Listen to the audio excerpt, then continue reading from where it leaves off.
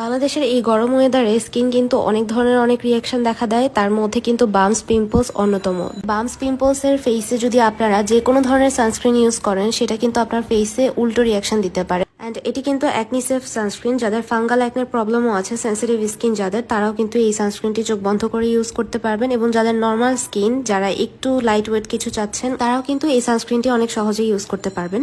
And এই সানস্ক্রিনটার plus point হচ্ছে, এটি আপনারা যদি ফেসে কোনো ধরনের ময়শ্চারাইজার বা সিরাম অ্যাপ্লাই না করেও অ্যাপ্লাই করেন, এটা কিন্তু অনেক বেশি ময়শ্চারাইজিং একটি সানস্ক্রিন, যেটি আপনারা দেখতেই পাচ্ছেন ফেসে অনেক সহজে ব্লেন্ড হয়ে যাচ্ছে। অ্যান্ড সানস্ক্রিন কিন্তু শুধুমাত্র বাহিরে অ্যাপ্লাই করার প্রোডাক্ট না, এটা কিন্তু বাসায় থাকলেও অ্যাপ্লাই করতে হবে, যেহেতু ঘরে থাকলেও আমাদের স্কিনটা বার্নিং হওয়ার সম্ভাবনা থাকে। যেটা আমি আগেও বলেছি, এটি খুবই ময়শ্চারাইজিং একটি সানস্ক্রিন, যেটা আপনাদেরকে একদম ময়শ্চারাইজিং একটি ইফেক্ট দিবে, যেটা আপনারা ময়শ্চারাইজার অ্যাপ্লাই না করলেও হবে। সো আমি একটু পরিমাণ নিয়ে আমার হাতেও অ্যাপ্লাই করে নিয়েছি, যেহেতু আমি বাহিরে যাব এবং হাতেরও কিন্তু এক্সট্রা প্রোটেকশন দরকার। সো হাতেও বেশি করে অ্যাপ্লাই করে নিচ্ছি এবং ঘাড়েও অ্যাপ্লাই করে নিচ্ছি। যেহেতু চুলটাকে আমি সিকিউর করে বেঁধে নিয়েছি, সেহেতু ঘাড়টাও কিন্তু রিভিলিং থাকছে। সো আমি ভালো মতো সব জায়গায় সব এরিয়াতে অ্যাপ্লাই করে নিলাম। সানস্ক্রিনটা রিঅ্যাপ্লাই করি বাহিরে গেলে, একটু পরপরই ঘাড়